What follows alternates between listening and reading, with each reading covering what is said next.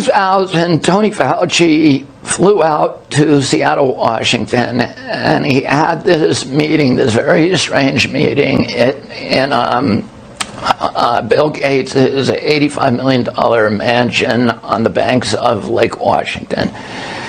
And Gates brought him into his library, and he said, I want to propose a partnership with you. And the partnership was to try to vaccinate all of humanity. And they ended up calling that, in 2009, they rechristened the program the Decade of Vaccines.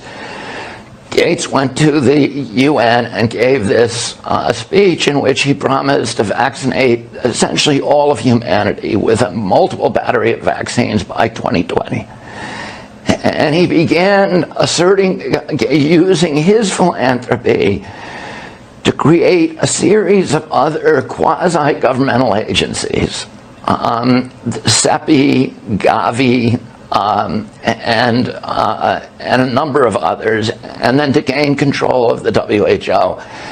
And what he calls what he does philanthrocapitalism.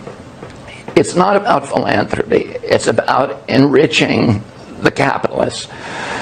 What he does is he buys, and he does this in a number of areas I show in the book. He does it with food. He did it with the core curriculum.